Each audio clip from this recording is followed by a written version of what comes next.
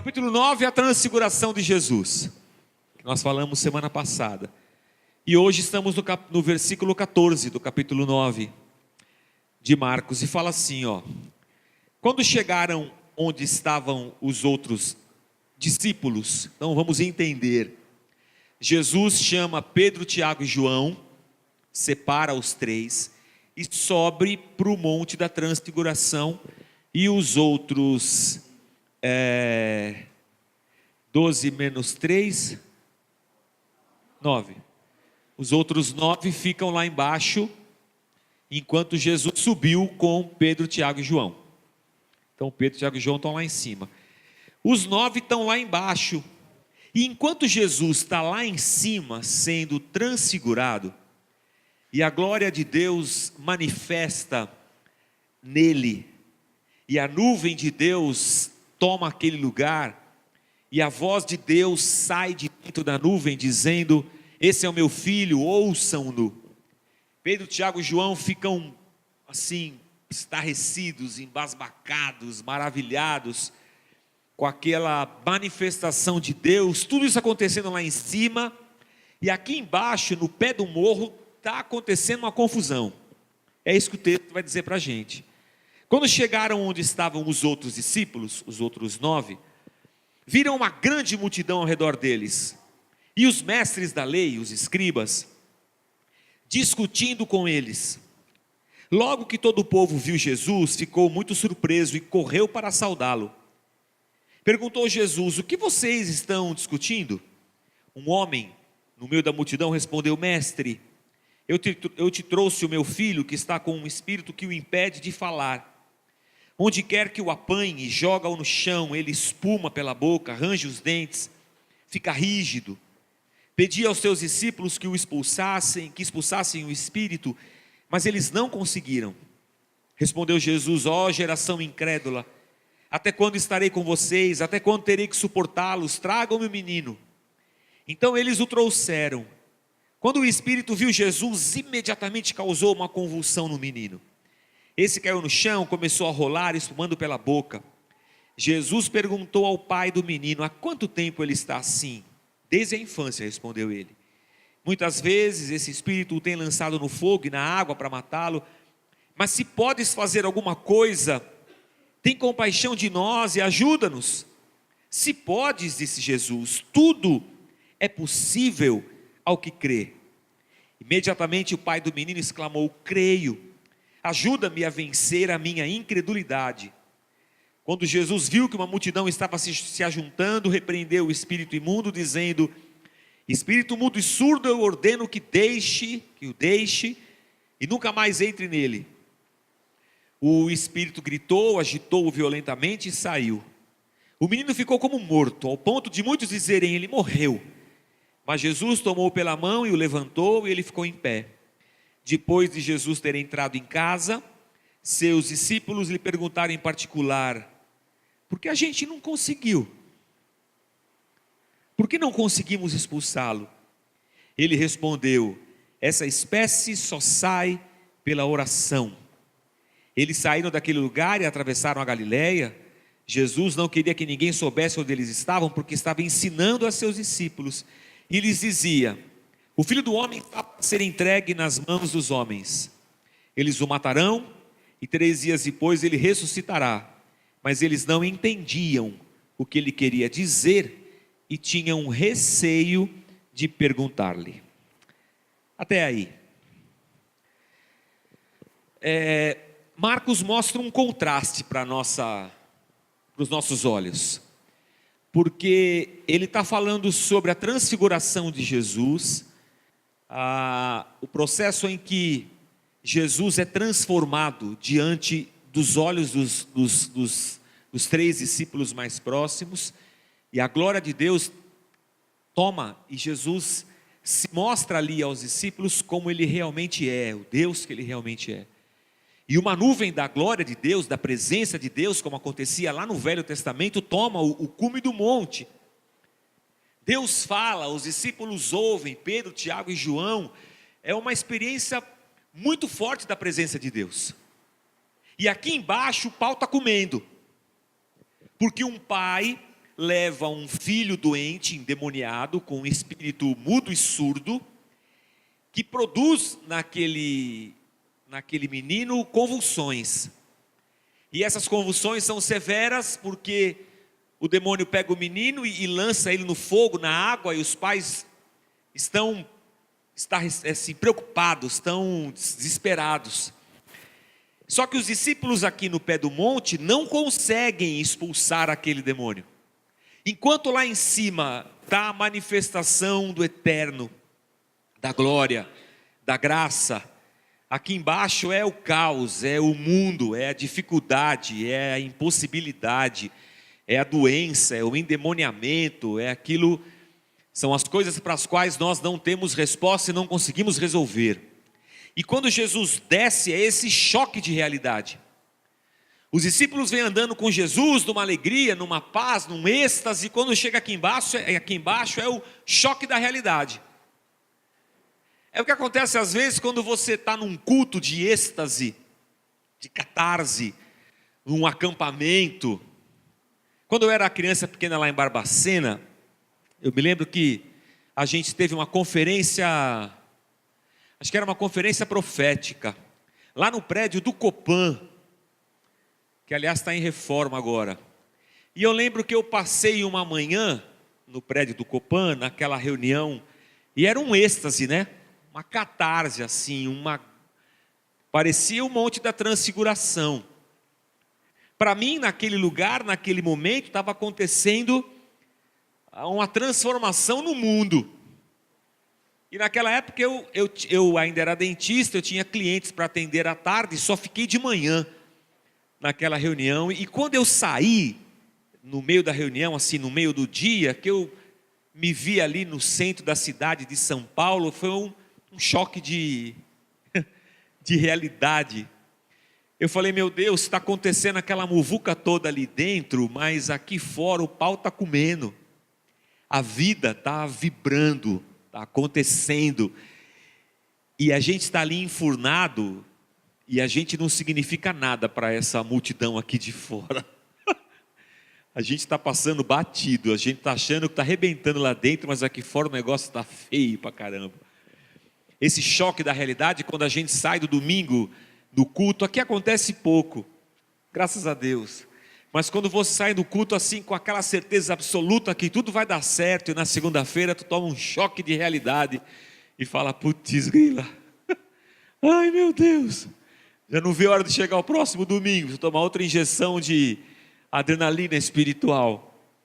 A realidade é difícil, a realidade caótica que nós vivemos, do mundo caído, do pecado, das coisas sem respostas, dos problemas insolúveis que acometem a humanidade, é o caos da vida que nós vivemos, do adolescente que quer se suicidar, da cantora rica e famosa que quer se suicidar através de uma overdose, do outro que põe fim à sua vida, dessa sociedade maluca que está tentando encontrar alguma coisa que não sabe o que é, das doenças, das dificuldades. E quando Jesus desce, ele vê a muvuca, e estava lá, no meio da muvuca, os discípulos que não tinham subido, e quando Jesus tinha escribas também, interrogando, porque eram representantes da religião judaica, eles eram discípulos desse novo mestre, Jesus, do Rabi, e por que vocês não conseguiram expulsar, aquela confusão, o pai do menino? Jesus chega lá e pergunta, o que está acontecendo? E ele fala, é que eu trouxe o meu filho, ele tem essa doença, e os seus discípulos não conseguiram expulsar. E Jesus vai dizer assim, ó geração incrédula, assim, ó povo sem fé. E aí a tradução nossa vai dizer assim, até quando terei que suportá-los? Eu não sei para você, mas até quando terei que suportá-los? Na minha cabeça dá uma ideia assim, até quando eu vou ter que aguentar vocês? É mais ou menos isso ou não? Mas não é isso que o texto quer dizer mesmo. Até quando que eu vou sustentar vocês e trazer vocês para mim? O verbo está na voz média, o sujeito pratica e recebe a ação. Até quando eu vou sustentar vocês para mim? Não no sentido de aguentar, de ser um saco, mas até quando que eu vou estar entre vocês resolvendo as coisas? Porque Jesus já sabia que estava na sua reta final de ministério. Jesus já estava apontando para Jerusalém, ele sabia que o fim estava próximo. Ele já estava falando claramente aos seus discípulos que ele iria morrer e ressuscitar. Eles não entendiam isso, mas Jesus já estava claramente explicando aos discípulos que o fim do seu ministério terreno estava chegando. E está dizendo assim, até quando eu vou estar perto de vocês? Está chegando a hora que eu não vou estar mais. Eu não vou estar mais aqui para pegar vocês pelas mãos e trazê-los para perto de mim. É isso que o texto está dizendo para a gente. Que no fundo, irmãos, é o que nós mais queremos. Que Jesus nos tome pela mão e nos traga para perto dele. Esse é o que todos nós queremos. E Jesus diz, até quando eu vou estar com vocês fazendo isso? Porque está chegando o dia em que eu vou ser levado. Eu vou partir. E aí Jesus conversa com o pai do menino. E quando o pai do menino vai falar com Jesus, ele fala assim, se o senhor puder, tem misericórdia do meu filho. E Jesus disse, eu posso. Não, eu posso todas as coisas. Aliás, foi para isso que eu vim. É por isso que Deus, na pessoa do Filho, deixa a sua glória no céu. E ele se esvazia dessa glória. Pedro, Tiago e João viram essa glória, agora há pouquinho no Monte da Transfiguração. Mas ele, esvaziado da sua glória, assume a forma humana. E na forma humana, Deus se submete a descer no caos que a criação se transforma após o pecado. E nessa multidão caótica, sem respostas, Jesus está lá para resolver isso. Para nos levar de novo para a nossa caminhada na direção do Pai. Ora, é claro que Jesus pode, foi para isso que ele veio. Responder as perguntas que não têm resposta, livrar-nos da morte e do pecado, foi para isso que ele veio. Para vencer Satanás na cruz, para triunfar sobre ele, para pagar o preço do nosso pecado, eu posso, é por isso que eu vim. E aí Jesus volta para o homem e diz, tudo é possível ao que crê. E o homem diz, eu creio, mas me ajuda na minha falta de fé. Aí é engraçado. Eu acredito, mas me ajuda na minha incredulidade. Ô irmãos, é a gente, pô. É nós. Eu lembro quando eu era pastor em Guarulhos que o Senhor veio falar comigo. Falou assim, eu fui um mau marido, eu arrumei um monte de mulherada e agora minha mulher quer me largar. Eu falei, beleza, vamos orar e tal. Orei, o senhor vai lá, conversa com ela, vamos pedir, vamos clamar a Deus. Você não pode falar com ela? Eu falei, eu? O senhor fala tão bem aí na frente. Se o senhor falar assim com ela, ela volta para mim. É como se eu pudesse levar o pastor no meu chaveiro, ou Deus. As coisas seriam mais fáceis porque uma coisa é a nossa fé aqui dentro. Outra coisa é a nossa fé lá diante das situações e circunstâncias da vida. Quando somos cercados pela dúvida, pelos questionamentos, e quando somos afrontados por situações que a nossa fé não consegue superar. É isso que está acontecendo lá com aquele homem, os discípulos, e Jesus está ali. Eu creio, mas eu não consigo acreditar. E a palavra aqui é a mesma, ela tem a mesma raiz. Aliás, no grego a palavra fé, ela vem da mesma raiz de fidelidade. E aqui eu acredito que existe alguma coisa para onde nós devamos colocar o nosso olhar. Nós temos fé, hoje pensamos em fé como poder. A gente pensa em quem tem fé, porque assim, para quem tem fé a vida é mais fácil. Como se a fé fosse alguma coisa que eu tivesse e que diante das situações da vida eu sacasse essa fé como um pó mágico e eu lançasse sobre a situação e pronto, ela resolveu. Como se fosse um artifício, um bônus que eu trago dentro de mim, eu tenho fé, então eu consigo superar todas as coisas. A fé para nós é alguma coisa mística, alguma coisa que nós buscamos no culto. Eu vou no culto e Senhor me dá mais fé. Ou eu peço, ore pela minha fé. Porque para nós fé é esse ingrediente sobrenatural capaz de resolver um montão de coisa. E quando a gente não consegue resolver um montão de coisa, nós dizemos, estamos sem fé. E quando a Bíblia fala para nós que fé e fidelidade estão no mesmo caminho, ela está querendo dizer para nós que fé não é só esse elemento místico, sobrenatural, mas fé é também essa caminhada de fidelidade a Deus. Porque fé não é só alguma coisa que eu saco no dia da minha adversidade. Fé é a minha caminhada de fidelidade a Deus. Até comentei aqui de manhã sobre um casamento. Não é assim que eu faço casamento, mas acho que eu vou começar a fazer. É quando o padre fala assim, não sei se você já foi em casamento católico, mas o padre fala assim para o noivo e para a noiva: na alegria e na tristeza, na saúde e na doença, na riqueza e na pobreza, até que a morte os separe. E o que é isso? Nada mais é do que aquele casal que está ali, está diante daquela comunidade, diante dos pais, dos padrinhos e diante de Deus, dizendo assim: haja o que houver, eu serei fiel a essa pessoa. Na saúde, na doença, na riqueza, na pobreza, aconteça o que acontecer, nós vamos estar juntos, eu não abro mão dessa relação. A fidelidade é essa aliança que nos faz caminhar ao lado de, sem titubear. A questão é que nesses dias que nós vivemos, irmãos, isso é raro, isso não existe mais. Acabou esse negócio de a gente casa para ser feliz. Se eu não estou feliz com esse, eu dou um pé na bunda dele, arrumo outro. Ou dela, arruma outra.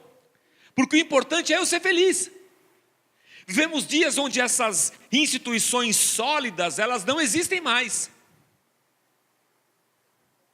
Até, não sei, acho que foi o Ed René ontem no nosso congresso lá no Turnoff, estava dizendo sobre isso, sobre a sociedade que a gente vive, que é muito diferente daquela que a gente encontra nos padrões da palavra e que talvez a gente encontrava antigamente. Eu sou de um tempo em que, por exemplo, na escola, era difícil ter um adolescente que tivesse um pai divorciado. Eu cresci com amigos meus que todos eles tinham pai e mãe. Aliás, eu estudei em escola pública e no terceiro ano do colegial, nenhum dos meus colegas de classe fumava, apesar de ninguém ser crente. Que hoje é improvável que isso aconteça. Hoje, irmãos, o Ed estava dizendo isso, que ele estava citando uma pesquisa que eu não vou ter a capacidade de lembrar de quem era, mas que o jovem hoje está casando mais tarde, perto dos seus 30 anos, e a iniciação sexual do jovem hoje é por volta dos 15. Então, dos 15 aos 30, eu estou tendo a minha vida sexualmente ativa, com vários parceiros. Aí, com 30 anos, eu caso e vou dizer assim: vou ser fiel por você até o resto da minha vida. É mentira. Você já teve 50 parceiros, você não vai ser fiel a esse aí. Isso não existe. Não existe no seu mundo, no seu contexto. Fidelidade que Jesus está dizendo para nós aqui, de fé nesse sentido, essa capacidade que nós precisamos buscar, de andarmos com Deus apesar de. Ele é fiel e permanece fiel. E a expectativa é que nós sejamos fiéis a Ele. Mas nós não somos, irmãos. Porque a gente sempre está agoniado, angustiado. A gente está sempre correndo atrás de alguma coisa. Nós não pautamos a nossa vida numa relação de fidelidade a Deus. Nós pautamos nossa vida numa caminhada em busca de uma fé sobrenatural. É por isso que nós trocamos a fidelidade a Deus por algum penduricalho gospel, evangélico, de macumba, católico, seja lá o que for, que me remeta a uma experiência de fé. Aleluia. Ou seja, vou andar com uma nota de $1 na minha carteira para modo de minha vida financeira dar certo. Vou levar minha carteira para o pastor orar e botar óleo para modo de eu ter dinheiro. Vou pôr óleo no meu carro para o ladrão não roubar. Vou amarrar uma fita do Senhor do Bonfim para dar tudo certo. Para mim, fé é essas coisas. E aí, quando a coisa dá errado, eu seguro na fita e digo, valei-me, parecida. Não dê risada não, nós somos evangélicos e fazemos a mesma coisa. Eu falo, valei-me, óleo santo. Eu seguro a arquinha da aliança que eu comprei na Conde Sarzedas. Valei-me, Deus de Davi, sei lá, qualquer coisa assim. Tem um monte de coisa que os evangélicos compram para ter fé. Na expectativa de que essas coisas, naquele momento decisivo de dificuldade, eu tiro a minha arquinha da aliança, pego minha corrente, minha figa, seja lá o que for, e falo, Shazam! Aleluia! E resolveu. O cara não resolve. O cara está dizendo assim, eu acredito, mas o negócio é que eu não acredito, você entende? É isso aí que eu estou dizendo. Senhor, nós acreditamos, mas quando se fala em fidelidade, é uma coisa que a gente não entende bem. Nós temos uma religião, a gente vem no culto todo domingo, mas falar em fidelidade é uma coisa diferente. Fidelidade é compartilhar a vida. Fidelidade é andar junto, fidelidade é de outra ordem. Não é do sobrenatural momentâneo, do Shazam espiritual. Fidelidade é um viver com. É por isso que o cara falou assim, Senhor me ajuda, eu não consigo. E nessa vida que nós vivemos de coisas imediatas, que nós esperamos respostas de Deus imediatas, que nós queremos que Deus resolva os nossos problemas agora, é que nós nos privamos de uma relação com Deus. Porque Deus na nossa geração se transforma naquele que pode me dar o que eu quero e o que eu preciso, não é o fim último da minha busca. Ele é o meio pelo qual eu adquiro o que eu quero. Ele não é o fim último do meu amor, da minha devoção, da minha busca, da minha adoração. Ele só é um ser que se eu buscar, Ele vai me dar o que eu preciso. Então eu pergunto, eu sou fiel a quê? Aos meus desejos e às minhas vontades? Ou eu sou fiel a um Deus com quem eu fiz uma aliança para a vida toda? Porque se a minha vida é pautada por uma aliança de fidelidade com um Deus a quem eu entreguei a minha vida, então aconteça o que acontecer, eu estou com esse Deus. Independente de qualquer circunstância, na riqueza ou na pobreza, na saúde ou na doença, na alegria ou na tristeza, é nós, estamos juntos. Talvez seja essa lição que eu entendo desse texto, para nós hoje, para nós uma geração afobada, ansiosa, acostumada com milagres na televisão. Estava falando com a minha mãe hoje não, essa semana, algumas tarefas que eu divido com o meu irmão, com respeito à minha mãe. Então, serviço de banco, eu estou com ela, médico com o Zé, dentista também é comigo. Então assim, para ir no banco com a minha mãe, ela de bengala, segura na minha mão, e nós vai devagarzinho, andando pela rua, indo em direção ao banco. Indo em direção ao banco, nós passamos em frente a uma igreja evangélica. É uma igreja evangélica dessas que quando a pessoa entra lá, ela já sai de lá com uma empresa e 3 carros. E a gente indo para o banco. E aí eu não sei o que nós brincamos de que ela ia lá mexer na fortuna da aposentadoria dela, qualquer coisa assim. Ela falou, filha, a gente tem que arrumar um jeito de ganhar dinheiro. É sempre a conversa de brincadeira assim. Eu falei, mãe, nós podemos atravessar a rua e entrar naquela igreja ali, porque a hora que a gente sair de lá, nós vamos estar com uma empresa e 3 carros. Nesse momento que a gente vive de sociedade, em que a gente quer que Deus responda a todas as nossas coisas e nos faça o bem, você falar de fidelidade a Deus.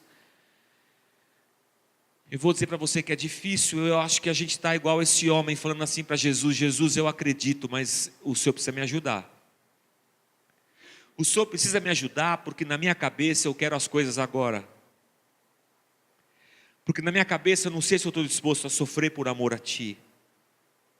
Porque nessa sociedade tão líquida aqui que nós vivemos, tão imediatista, falar de fidelidade, de um parceiro só, para a vida toda, contigo, eu não sei.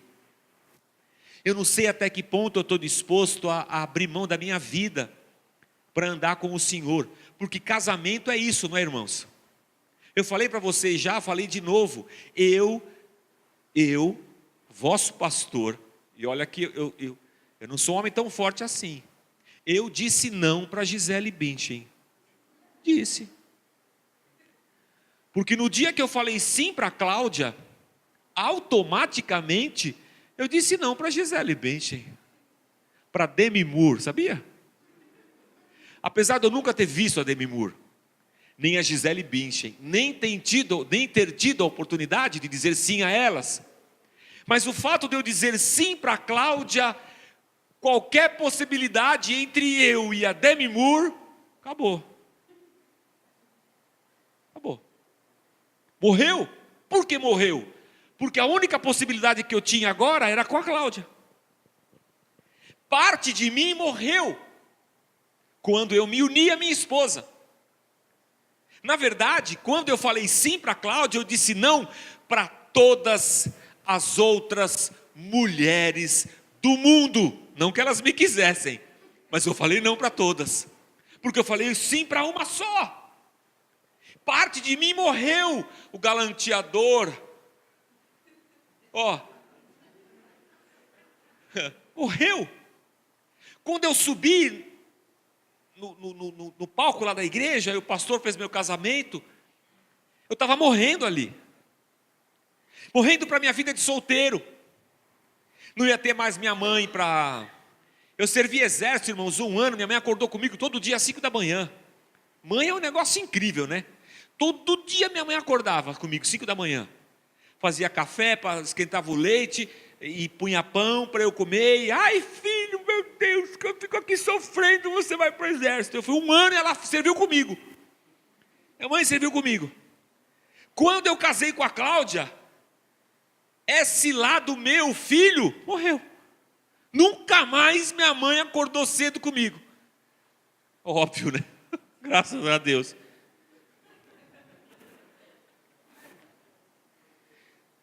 Porque a hora que eu digo sim no altar, parte de mim morre. E eu me uno àquela pessoa e nós dois seremos uma só carne. E nós estamos construindo uma novidade, uma nova vida. 2 se tornam 1. Eu não sou mais o solteiro, mudei de minha vida. E eu tenho que estar disposto a perder, senão eu não consigo casar. Em qualquer circunstância. Quando eu caso, eu tenho que estar disposto a perder. Porque assim, nós acabamos de casar, ela estava estudando ainda. Quando ela se formou, eu acabei optando por ser pastor. Ela foi comigo, porque ela me amava. E nós entramos nessa jornada juntos. Hoje, 20 e tantos anos depois, é que ela retomou a vida profissional dela. E graças a Deus, que Deus é bom, que fez com que ela decolasse e tudo desse certo. Mas ela largou a vida dela para ficar comigo. E eu larguei a minha para ficar com ela. E agora eu corro atrás dela, porque agora é ela que trabalha, fica de carro e eu fico lascado, sem carro, a pé, andando de ônibus e tudo mais, porque agora é eu que estou dando suporte para ela. Assim, a vida de casado é assim. Você lembra na igreja que tinha um jogador de futebol que ele foi contratado, lá na igreja que eu ia, o jogador de futebol foi contratado por um time da Itália. A esposa teve que ir junto para a Itália. Ai, que chatice, irmão. Depois foi para a Espanha. Teve que ir. Mas não é assim, irmãos. E ele nem era pastor, era jogador de futebol. Tem dessas coisas. A questão do casamento é, eu estou disposto a perder? E a questão da nossa relação com Deus é, Quem achou que ganhou a vida, perdeu, playboy. Mas quem perder a sua vida, a achará aonde? Em Deus. Então a relação da fidelidade com Deus é essa disposição que deve existir dentro de cada um de nós perdermos a nossa vida. Aliás, irmãos, se eu parar para pensar na minha vida, é esse caos, é essa loucura em que eu estou inserido, onde as coisas não se resolvem, as perguntas não têm respostas, onde eu estou sendo confrontado, é a doença que não sara, é essa vida maluca que a gente vive. Eu olho para isso e falo, pelo amor de Deus, Senhor, eu quero mais estar com você mesmo. Aliás, essa é a maior alegria que nós temos, morrermos para essa vida, para podermos renascer para uma nova vida. A questão, irmãos, é que nesse processo de morrer e renascer, eu estou nessa fase do acredito, mas não acredito. Sou fiel, mas nem tanto, porque, irmãos, abrir mão da nossa vida é difícil. Abrir mão da minha vontade é difícil. Servir a Deus com a minha vida é difícil. Colocar os meus talentos e os meus dons a serviço do próximo, do meu irmão na comunidade, é difícil. Viver a minha vida como servo de Deus é difícil, irmãos. Porque eu sou escravo da minha vontade, dos meus desejos, dos meus prazeres. Eu quero fazer o que me dá alegria. Eu corro atrás de mim mesmo. Então, Senhor, eu acredito no Senhor e que a tua vida é o melhor, mas abandonar a minha vida para viver a tua, eu não estou tão preparado assim. Esse é o ponto. Não é só essa questão da fé que resolve problemas imediatos. É da fidelidade de quem está disposto a perder a sua vida para ser fiel àquele que morreu na cruz por nós. Aí eu digo para você, irmãos, isso é uma dificuldade para nós. E é bem difícil. Seja você, quem você for, e seja eu um pastor ou não, eu vou dizer, é difícil. Talvez seja essa a primeira oração que nós tenhamos que fazer, como resposta a esse texto de Marcos. Jesus, eu creio, mas me ajuda na minha incredulidade. Porque dentro de mim, essa ainda é uma luta viva, e que eu travo diariamente. Eu travo diariamente. Mas o texto continua. Jesus viu que enquanto ele falava com o cara, a muvuca aumentou. Aí estava aí e falou assim, deixa eu resolver logo esse negócio. Expulsou o demônio sai. O menino fica quase morto, ele pega o menino levanta, está tudo certo. E aí, a pergunta dos discípulos. Senhor, por que nós não conseguimos? Se não é essa pergunta que nós fazemos todos os dias da nossa caminhada de vida. Por que eu não consigo superar esse negócio? Por que eu não consigo esquecer isso? Por que eu não consigo me alegrar da presença de Deus? Por que eu não consigo ser feliz? Por que eu não consigo arrumar um namorado, uma namorada? Por que eu não consigo arrumar um emprego? Porque há muitas perguntas como essa que nós fazemos todos os dias na nossa caminhada de vida. E se você for um bom cristão, e se você for uma boa igreja, e se você encontrar um bom pastor, e você perguntar, por que comigo não funciona? Ele vai dizer o que para você? Porque você não tem fé, aleluia. É lógico que vai dizer, porque você não tem fé. E os discípulos perguntam, por que a gente não conseguiu? E Jesus não responde para eles que é porque eles não tinham fé. Apesar de no começo do diálogo Jesus ter dito, ó geração incrédula, eu tenho que ficar levantando vocês toda hora.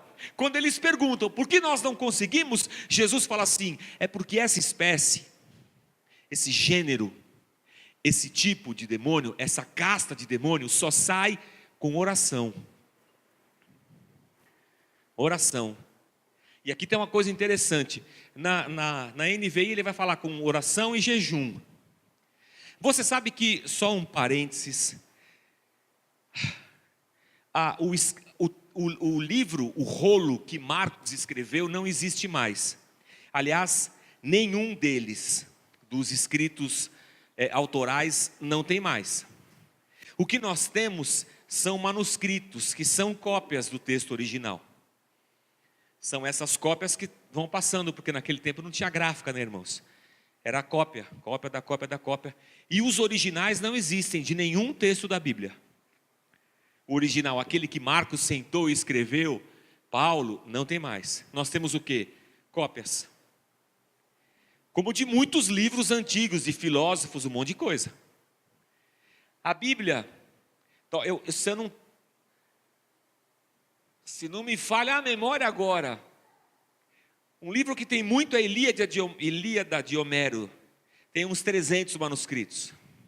A Bíblia são tipo uns 10 mil. É mais confiável o texto bíblico do que Ilíada de Homero. Só que o que são esses textos, pastor? São cópias da Bíblia. E junto com essas cópias tem, por exemplo, sermão. Vou escrever meu sermão, escrevo o texto. Escrevo o texto bíblico. Acharam aquilo lá. Acharam em Qumran, nos anos 50, vários manuscritos.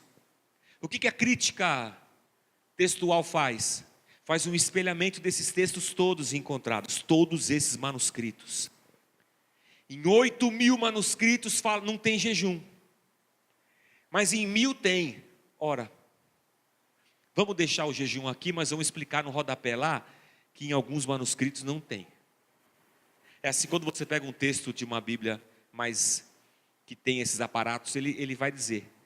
Se você pegar um texto grego, moderno, ele vai mostrar para você todas as diferenças que existem de cada vírgula de cada versículo. Isso em 10.000, 11.000, 8.000, 9.000 amostras. O texto é extremamente confiável. Não há texto mais confiável do que a Bíblia Sagrada. Mas eu vou trabalhar sem o jejum, tá?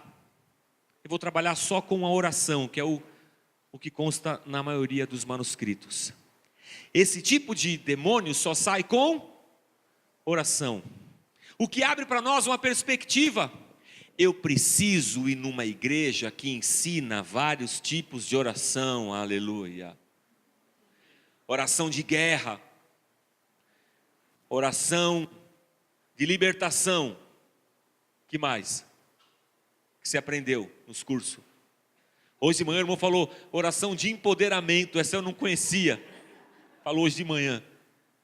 Que mais, irmãos? De cura, oração da fé, oração de poder, oração de descarrego, oração de carregamento. Tipos de oração, isso me remete a 1977, na classe de primeira comunhão, na escola estadual Celeste Sonuende, eu e meu irmão com a professora, decorando o catecismo da Igreja Católica. E nós tínhamos que decorar as rezas. E eu nunca gostei de escola, irmãos, me perdoem. Estou fazendo um mestrado, eu quero fazer mais uma faculdade na sequência, mas nunca gostei de escola. Meu irmão estudava bastante. A professora dava visto no livro dele, do catecismo, de que ele já tinha decorado a reza. E eu usava o livro dele para mostrar a minha lição para a professora. Já decorou? Nada, era ele que tinha decorado a minha gíria na classe, catecismo mentindo, irmão, está tudo errado. Só decorei mesmo o Pai Nosso e a Virgem Maria. Ave Maria, cheia de graça, Senhor é convosco. Bendita sois vós entre as mulheres, bendito é o fruto do vosso ventre, Jesus. Santa Maria, Mãe de Deus, recorre por nós pecadores, agora na hora da nossa morte, amém. Só decorei essa e o Pai Nosso. Mas eu hoje estou achando que eu preciso decorar uma oração que me resolva, porque tem demônio que só sai com oração forte. Aliás, a gente tem essa ideia. Eu tenho que ir lá falar com aquele cara, porque ele vai orar por mim, a oração dele é forte. Como se a oração fosse esse tipo, esse jeitão. É com isso que nós estamos preocupados religiosamente. Com o tipo, com o jeitão, com o modo, com a maneira. Eu não estou preocupado em ter uma relação com Deus. Quero aprender essa oração aí. Aleluia. Mas será que é isso, irmãos, que Jesus está dizendo para nós? Quando Jesus diz, esse tipo de demônio só sai com oração, Jesus está dizendo assim, que em algumas situações da vida, quando você se deparar com coisas impossíveis, elas só vão sair com algum tipo de oração que você não sabe, tem que ir em alguma igreja para aprender e decorar. Ou será que Jesus está dizendo assim, esse demônio só sai com oração? Mas peraí, irmãos, algumas folhas de Bíblia para trás, Jesus tinha enviado os seus apóstolos, e tinha dado a eles a autoridade para expelir demônios, e eles foram, e demônios saíram. Agora Jesus sobe no monte da transfiguração, eles ficam aqui embaixo, um demônio aparece, e eles eles fazem aquilo que eles sabiam fazer, e o demônio não sai.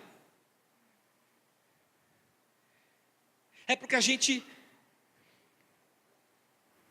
eu falei de manhã, às vezes quando eu preparo o sermão, eu leio alguns comentários. A gente fez um estudo de Mateus aqui, e eu usei uns comentários. Às vezes não é muito, eu não gosto muito de ler, mas às vezes eu procuro. E nesse texto eu fiz questão de não procurar nenhum. Não queria saber o que os outros já tinham pensado sobre isso. Eu queria entender o que isso queria falar comigo e com você. E eu fiquei pensando essa semana a respeito disso.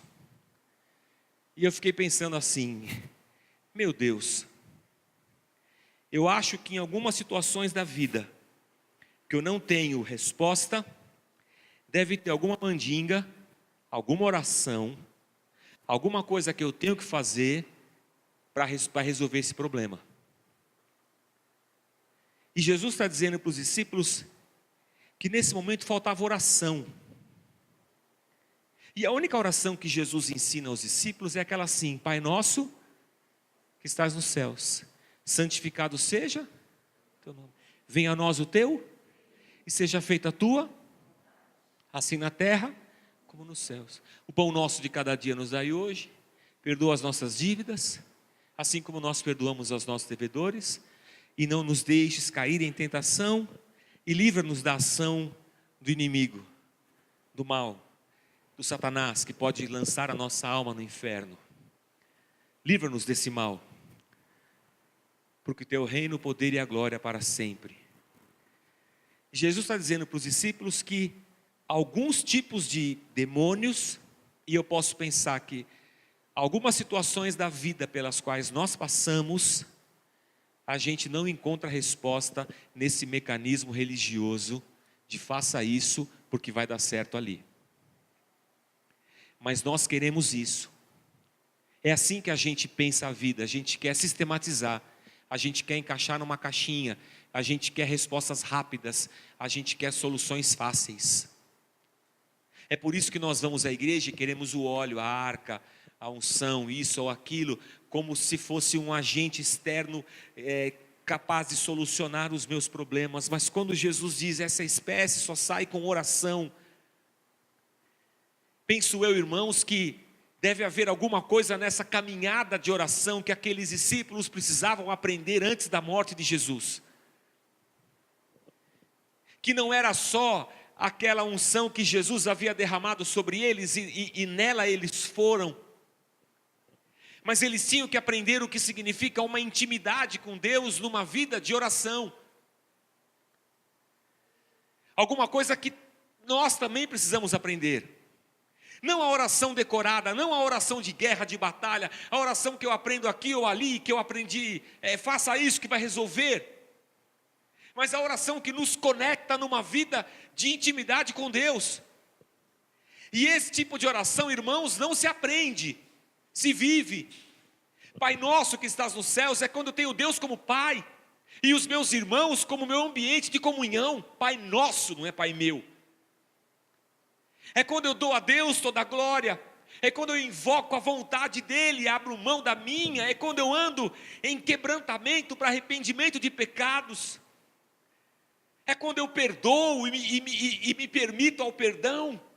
É nessa caminhada de intimidade com Deus que eu sou forjado para encarar as situações da vida para as quais eu não tenho resposta, para as quais não são soluções fáceis, nem religiosas, como se houvesse alguma assim. Para as aflições da vida, eu vou dizer: Pai nosso, que estás nos céus. Mas nós estamos condicionados a uma vida de oração assim: Senhor, obrigado por esse dia. Senhor, abençoa esse alimento. Hoje na minha casa, por exemplo, a gente foi almoçar, estava meu irmão, meu cunhado, família, meu aniversário. Vamos orar, eu já orei logo eu mesmo.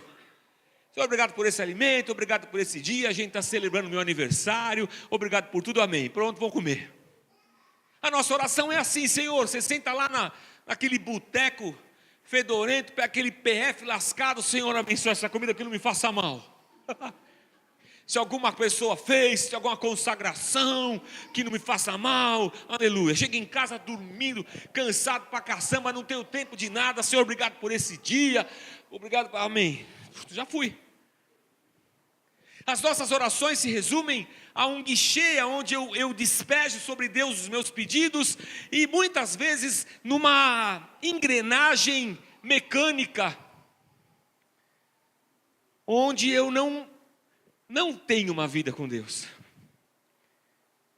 E aí eu quero chegar diante de situações complexas e de espécies difíceis, e achar que eu vou resolvê-las com os meus aparatos religiosos. E Jesus vai dizer para mim: há muitas coisas na vida que a gente só soluciona numa profunda intimidade de oração com Deus. Aqui eu acho que está um segundo ponto para a nossa oração desse domingo. Sim, nós nos encontramos com o Cristo que pode resolver tudo na nossa vida, e Ele pode. Sim, nós nos encontramos com o Cristo que pode transformar a morte em vida. Sim, nós nos encontramos com o Criador dos céus e da terra, encarnado em Jesus Cristo, que foi para a cruz morrer em nosso lugar. Nós nos encontramos com Ele, Ele está diante de nós. E a nossa pergunta é: o Senhor pode? E Ele diz: eu posso. E o meu coração se alegra. Mas aí vem duas respostas que eu preciso dar. E eu vou dizer: Senhor, me ajuda, porque eu acredito, mas essa caminhada de fidelidade é difícil. E a outra resposta é: me ajuda, porque a minha vida de oração não tem sido essa, de intimidade. Na verdade, a minha vida de oração tem se resumido a alguns minutos e instantes de uma vida afobada, ansiosa, corrida, em que eu não tenho tempo para nada. Então, diante de nós está o Deus que tudo pode. E se a nossa salvação estivesse condicionada à nossa fidelidade, à nossa oração, estaríamos todos nós perdidos. É o Deus que se apresenta a nós por graça, e nos convida agora a uma caminhada, que nem sempre é tão fácil, de tomarmos a nossa cruz e o seguirmos, com fidelidade, com fé, e numa caminhada de oração. Então eu queria convidar você nessa noite a primeiro nós agradecermos a Deus, porque nós estamos diante daquele que pode resolver. Eu não sei qual é o tamanho do seu problema, Ele pode resolver. Eu não sei qual é o tamanho da enfermidade, Ele pode curar. Eu não sei qual é o tamanho do mal, Ele pode expulsar. Eu não sei quais são os sintomas do que você tem sido acometido. Eu sei que aquele jovem era jogado no fogo, na água, ele espumava, era uma coisa horrorosa. E o pai pergunta: o senhor pode? Ele fala: eu posso todas as coisas. O grande milagre é que Ele veio até nós, e não há nada na nossa vida que Jesus Cristo não possa resolver. Nada. Não há nada demasiadamente difícil para o Deus que nos salvou em Cristo Jesus. Então talvez a nossa oração seja: Senhor, muito obrigado. Talvez a nossa resposta a esse Jesus seja: eu quero andar com o Senhor. Eu quero. Mas junto com essa minha resposta, eu lanço duas questões. Eu quero, mas é difícil. Eu preciso que o Senhor me ajude. Eu preciso que o Teu Espírito Santo me fortaleça todo dia, porque essa caminhada de fidelidade não é fácil, e em mim mesmo eu não tenho forças para isso. Preciso do Teu Espírito Santo. E a segunda coisa, Senhor, é que a minha vida é uma loucura. Eu não tenho tempo para nada. Eu preciso que o Senhor me ajude a eu desenvolver uma vida de oração. Eu preciso confessar para o Senhor como tem sido a minha vida, e eu preciso pedir: me ajuda a eu encontrar uma outra fórmula, sabe? E eu poder resolver essa questão na minha vida. Então eu queria convidar você a orar. Eu acredito que talvez a maioria de nós já tenhamos dado a primeira resposta a esse Jesus que pode todas as coisas, quando nós dissemos: eu quero andar com você. Talvez você não tenha feito isso ainda, e talvez você entenda hoje que você precisa disso, e você na tua oração diga: Jesus, eu quero andar com o Senhor. Eu acredito que o Senhor morreu lá naquela cruz por mim, eu quero. O Senhor pode? Então eu estou com o Senhor. E aí talvez todos nós façamos a segunda e a terceira oração. Me ajuda, Espírito Santo de Deus, a ser fiel e a orar, porque é só assim que nós vamos resolver as questões que a vida coloca diante de nós. Vamos orar, irmãos? Vamos ficar de pé. Eu queria convidar você a essa oração, e que você fechasse os seus olhos e orasse ao Senhor. Se você já entregou, se você já fez uma declaração de fé e já falou: Jesus, minha vida é tua, eu entendo a tua obra da cruz e eu quero mesmo estar contigo. Se você já fez isso, ótimo. Se você não fez, você pode fazer agora, é simples. É só dizer: Jesus, eu entendo. E você que já fez isso pode orar e falar: Senhor, me ajuda na minha incredulidade. Como é difícil abrir mão da minha vida.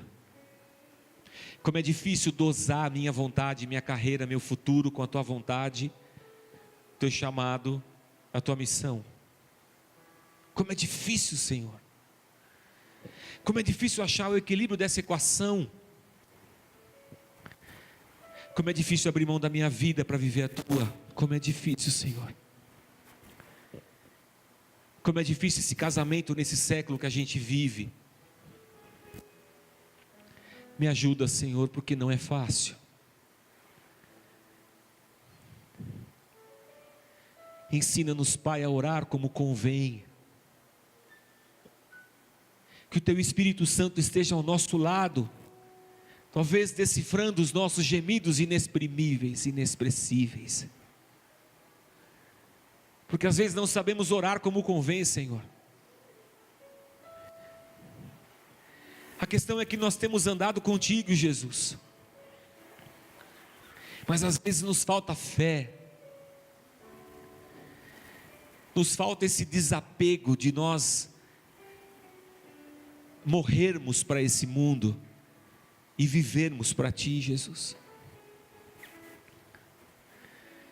E nós queremos confessar nessa noite essa nossa dificuldade, como aquele homem diante de Jesus não teve dificuldades em dizer isso, Pai. Nós queremos dizer isso nessa noite: é difícil, Senhor. Nós cremos, mas é tão difícil, Pai. Nos ajuda. Ajuda-nos, Pai, na nossa caminhada e na nossa vida de oração. É difícil, Senhor. É difícil porque não temos tempo, é difícil porque quando fechamos os olhos e abrimos a boca não sabemos o que falar.